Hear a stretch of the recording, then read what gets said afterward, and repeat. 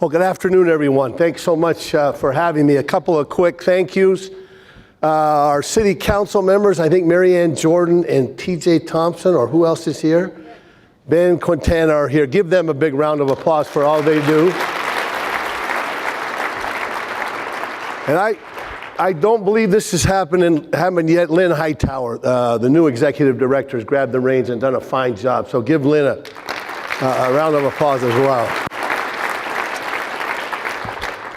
You know, I'm happy to see the bar's already open, so if you sneak over and get a drink, I won't be offended. You know, I've had a chance to speak many times at this event, but never a little longer speech like I get to do this year, and I'm so grateful for the opportunity because it's a transformational time in downtown Boise, and I think it's such a great time to talk about the city's vision for downtown and how we're going to work together and make that vision happen. But first, I want to step back a little bit, talk about history of downtown and really briefly, what downtown has meant to me. You know, I was born in the old St. Al's at 5th and State Street, and I grew up right across from what's now the Co-op on 8th Street. That's not my motorcycle there, by the way. In a very real sense, I grew up downtown, walking down to the Carnegie Library on Washington Street. I got in my first fight downtown. Next to the boats and Julia Davis, I didn't do too well, but he was a lot bigger than me, I swear to God. My first job was at McHugh's, mucking out the basement, downtown Boise. I spent many a 2 o'clock a.m. breakfast at JB's Big Boy after the Bass dances let out. My wife and my first date, on our first date, we went to Pangilly's. She ordered a Guinness Stout at room temperature. I was so impressed, I almost proposed right then. Our wedding reception was at the Bass Center. We walked a block to the Grove Hotel for our wedding night. My point is not to relive my glory days. We could go around the room. This is just a sliver of what my downtown has been. But we could go around the room and hear dozens of stories, whether they happened decades ago or yesterday. This is truly a special place. But you know, it wasn't always that way. We had some really tough and almost tough years, tough decades, I would say. You know, Clay Carley at a recent roundtable reminded me of a really snarky shirt that was going around in the late 70s and early 80s. And it said downtown Boise at night. And it was just a big black rectangle. Darkness, that was our nightlife at the time. You can see from these pictures. But contrast that to the downtown we see today. And it ought to really make us happy of how far we've come, but also remind us that we need to constantly work to make downtown better. You know, it wouldn't surprise you to learn, since I've been mayor, I've read pretty intensely on the role of cities in our individual lives and in society. And you know, one of the best authors I've come across is a guy named David Engwich. He's an author and you might call him an urban philosopher. He came up with what I still think is the best definition of a city. And he said a city is an invention to maximize exchange of ideas, exchange of arts and culture, exchange of commerce, an invention to maximize exchange and minimize travel. You know, isn't that really the core of it, what cities are here to do? And hasn't our downtown had the success that we've had because we've done that? The question is, how is this relevant to where we are right now? And you know, the city has taken the goals of maximizing exchange and minimizing travel and worked that into a specific plan forward and how we're going to accomplish that. And that's what I want to talk about today. And that really focuses in three main areas: innovation, transportation, and celebration. If we're able to foster these elements downtown, I think we're going to set us up for even more success. And I want to talk about each one of those in turn. You know, first of all, innovation. The new economy, it's essential that we have innovation, but the question is, how do we make innovation happen? You know, I know you know this too, but when you meet with other people and ideas start to exchange, you're going to have ideas you would have never had by yourself. You know, when you talk about what inspires you, that inevitably inspires me. Downtowns take those interactions and multiply them thousands and thousands of times and really foster innovation. At its best, our downtown really expands our minds, and that's really where innovation tends to happen. And doesn't it follow that if we expand the area of downtown, we'll expand more minds and give even more people the deeper experiences that downtown allows? Well, we surely think so. We think if we're going to accomplish all the things we want to have happen downtown, we have to expand the notion of what downtown is. It isn't just a few blocks in the core. Downtown is really the Whitewater Park to St. Luke's, all of Boise State to Fort Street. If we're going to accomplish all that, we really think people need to imagine downtown in that kind of area. And then we can go about making every aspect of downtown reach its full potential and all those areas be great areas. You know, downtown is home, as you saw in one of the clips earlier, to 36,000 jobs. It's the most intense employment hub in the state of Idaho. We want to see that expand to 40,000 just over the next 4 or 5 years. That's why we've invested in Trailhead. Trailhead is our startup incubator on 8th Street in Myrtle. It's just going to be so important. The ideas and companies of tomorrow are starting out in Trailhead today. But you know, innovation without expertise, without sound knowledge, is not going to reach its full potential. That's why we're so excited about the educational opportunities in downtown Boise. To have the Boise State Computer Science Department coming downtown just in the next few months, to have that opportunity, the kinds of creative collisions that can help make happen, to have that tech expertise located so closely to our emerging tech companies, it couldn't be any better than that. And we're just so pleased that was able to happen, and we do whatever we can to help that. But you know, College of Western Idaho is also opening a campus downtown over on Whitewater Park Boulevard. It's a great part of downtown that's going to, with the presence of CWI, that's just going to kick things off like we can't believe. It's just a beautiful sight.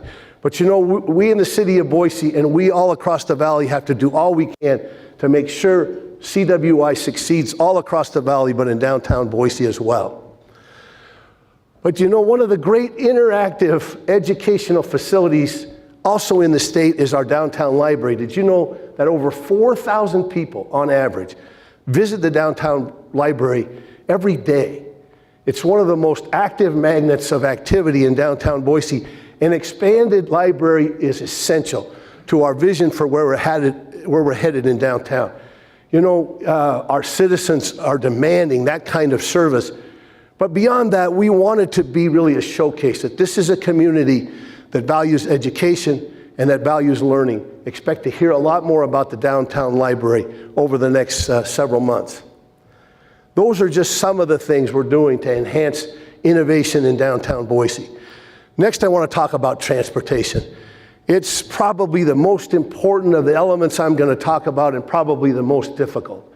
We simply have to have all modes of transportation thriving in downtown Boise to be able to go where we need to go. Pedestrians, bike riders, vehicles, transit, all of those have to work. If we're going to minimize the burdens of travel, we have to maximize choice within the downtown area.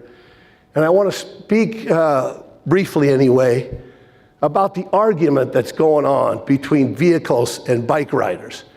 At times it feels to me like it's a feud between the Hatfields and McCoys, but I've got relatives in both families. You know, I ride my bike often, frequently. The more the better. But I also own a car and have to use a car a fair amount. To pit those two modes of travel against each other is just, it will not work. Both have to thrive along with pedestrians in transit to really make this happen. I simply won't tolerate any conversation that discredits one mode of transportation, and you can't allow that either. We've got to all move forward together to really make this happen. So let's talk about pedestrians real quickly. Look at the pedestrian crossings that we've done, had some success with. They should be celebrations of our urban life.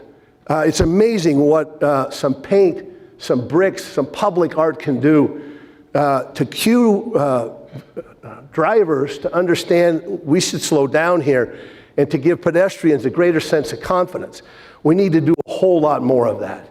We've had great success through CCDC in great streetscapes and walkable areas of downtown. We just have to keep doing more and more. We have to make it easier to get from Boise State through Julia Davis to downtown, from Jump to the 8th Street Marketplace over to the Linden District. A livable city is a walkable city, and all parts of downtown need to share in that. We also need projects like the Broadway Bridge. I think that project, we're all gonna be so proud of that. In our office in the city, we work so intensely with ITD. You're gonna see pedestrian ability, bike riding ability, obviously vehicles. Those are the kind of projects that I think are signature projects. And the more success we have in projects like that, the more we can do more and more of that, and we need to. We have to make it easier for traffic to flow downtown. We're so pleased, finally, one-way streets converted to two-way streets. It makes it so much easier to access all parts of downtown. Synchronized traffic lights, all the tools that we have at our disposal to make it easier.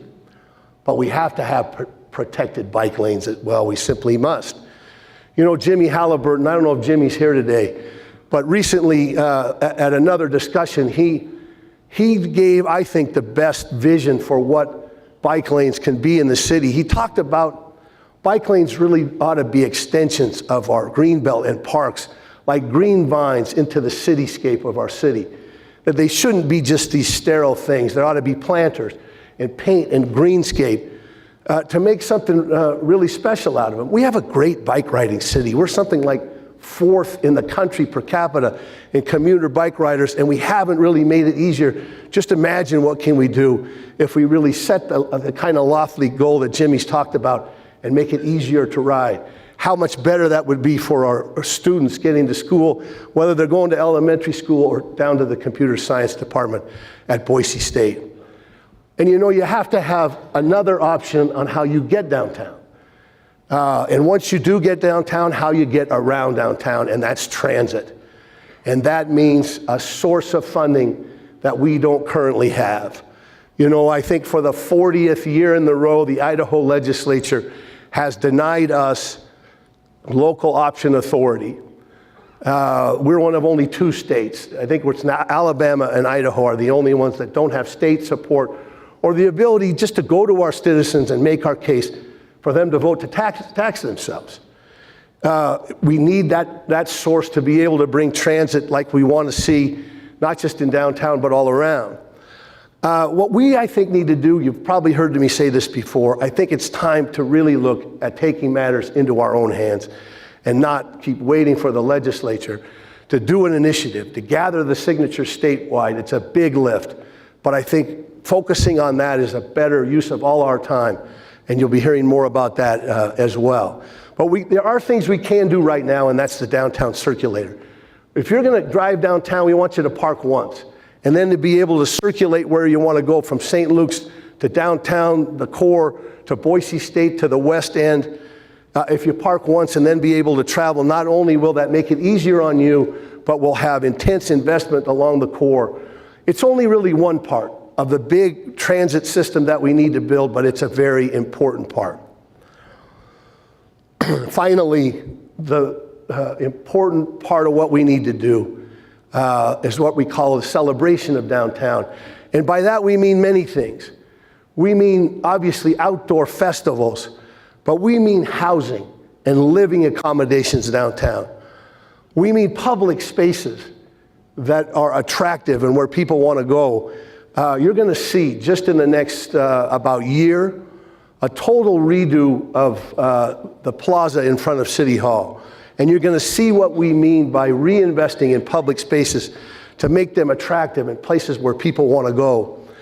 But you know, in just a couple of days, we're going to open up what is, and I've told this by many, many people who know, going to be one of the best skateboard parks in the world, not just the country. Thanks to the generosity of Catherine Albertson's foundation, we're going to be able to showcase this. We'll open it up on Saturday, and then we'll dedicate it a few months later. It's going to be an amazing space right in downtown Boise. And you know, Jump is phenomenal. Jump is creating opportunities that I don't know that any of us imagine, with an architecture that really pushes things like we want to see in downtown Boise. Esther Simplot Park on the edge of downtown is going to open in the next few months as well, along with the expanded Whitewater Park, which we've all found the funding to do. The drivers of activity and visits that these spaces, these big accommodating spaces are going to do is just going to knock your socks off. I don't think you're going to believe what you're going to see in these public amenities. But we need to do small spaces too, little pocket parks, and places where even the most dedicated suit can get out of his or her office for a little while, enjoy some fresh air and some green space. That's going to be awfully important that we do that as well. When it comes to living downtown, we want to see 1,000 new units built in downtown Boise by 2020. We're over halfway towards that goal already. It's just been amazing. We've provided the incentives that we can to make it quick and easy. That's the part that's been lagging downtown, unfortunately, over the last several years. I've had members of our young people almost accost me at the airport and say, I want to live downtown, Mayor, can you help me out there? Well, there's help on the way. Those units are coming up. What downtown living can do for all of this, patrons for our businesses, employees for our offices, the vibrancy that can do is just going to be phenomenal. And retail, you've heard some about that today. Downtown without retail isn't really a downtown. A mix of local retailers and national ones. It's already cooking well. It keeps downtown humming all through the day. But you know, we have to have festivals. We have to have festivals like Tree Fort. It's hard to even imagine Boise without Tree Fort now. Ale Forts come on. I'm looking for Bourbon Fort in the years to come, and join me at that. Isn't it amazing what Tree Fort's been able to do for us? Alive After 5, the Twilight Criterion. But I think we ought to not just be alive after 5, but we ought to occasionally at least be alive after 5 in the morning. I want to see High Aldi come downtown. The next High Aldi ought to be downtown. That's where the Bass, historically, Bass people lived, and where our Bass facilities are. We ought to have the next High Aldi downtown. And folks, they just skipped the one picture. The Bass Soccer Friendly told us that we're capable of having world-class events here. But what we need is a better place to have them, an easier place for minor league baseball, minor league soccer, concerts, all that additional activity that a downtown stadium can bring to us. A public-private partnership to build a downtown stadium is more possible now than at any time. We're going to focus on that over the next years. We've got some great ideas. A real willing partner in the Hawks owner. Expect to hear a lot about that, because that's part of what a great downtown brings and what we want to see in the not too distant future. Innovation, transportation, celebration. Those are the critical elements we need to focus on over the next several years to make downtown even better. But you know, even that is not enough. What's required is an element of magic. And I want to finish with talking about that, what I mean by that. One of the other commentators that I've had a chance to read a lot of what he's wrote is a gentleman called Joel Kotkin. He writes about cities and about social trends. He's been here to Boise a couple times. I disagree with a whole lot of what Joel Kotkin says, but he got one thing, I think, exceptionally right. He got it right on. Because he studied cities over the course of, really from the beginning of time. And what he says is there are 3 elements that great cities exhibit, and they're common across all these cities across time. I want to talk about those 3. He says, first of all, it's safety. You have to see to the safety of your citizens. Of course, we know that. We always keep public safety front and center. We will always do that. Next is prosperity. You have to see to the the commercial, the economic needs of your citizen. A great city does that in all these different ways. We are focused and will stay focused on that. But thirdly, I'm paraphrasing a little, but maybe most importantly, he says the role of a city is to preserve and see to what's sacred in the lives of our citizens. I just think he got that so right. The preservation of the sacred. And certainly we mean the religious connotations of that word, but far beyond that. I think what's sacred is what defines us as a people and a place and really gives true meaning to our lives. That's what we mean by the sacred. Let me tell you a couple of instances that show that. You know, in the Boise 150, our sesquicentennial, I finally learned to say sesquicentennial.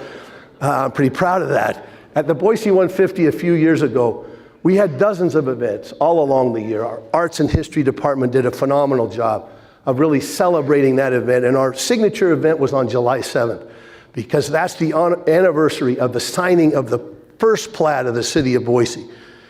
But I looked and, you know, it said a big event, or one of the events was a July 5th event, where you could go on a guided tour of the original plat site to retrace the original plat of the city of Boise.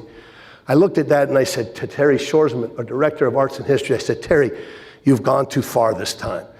People are not going to come to downtown Boise in the heat of July, on a 4th of July weekend no less, to walk around and trace the original plat. Well, I was wrong, and I was happy to be wrong. People lined up around the block, literally lined up all around City Hall for the chance to do that.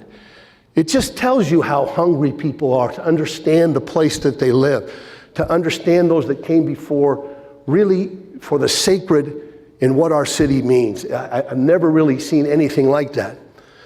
You know, what do we mean by that? Our cultural organizations, the Philharmonic, the opera, the contemporary theater, the ballet, they keep the flame of that artistic soul alive in your city. That's what we mean by the preservation of the sacred. We mean the foothills and the river, of course. Not only do we think they're sacred, but our citizens confirm that overwhelmingly when 74% of them vote to tax ourselves to make sure those places stay sacred. But you know, I think it's more than that. Isn't downtown itself sacred? Think about it. Generation after generation have added their chapter to the story of downtown Boise. From miners and cavalrymen to women like Marianne O'Farrell, who helped build and live in the first house that was built in the city of Boise. It's still standing on 4th Street. Bass sheep herders and German brewers, Mexican tradesmen and Chinese railroad workers, potato magnates like J.R. Simplot dreamed his dreams in downtown Boise.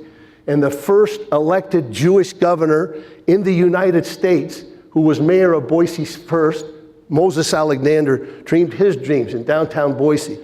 City council members, county commissioners, legislators, Supreme Court justices, bartenders, and waitresses, haven't they, by their labor, really hallowed this ground? Don't we owe them the preservation of what's magical and sacred about downtown Boise? Don't we owe it to ourselves, to those that come next? Of course we do. But not just to preserve it, but to enhance it, to build anew, and to build with a big vision. You know, the State House it wasn't the product of a design review committee. It was an audacious vision. The State House, the old City Hall, Hotel Boise, that's now the Hoff Building.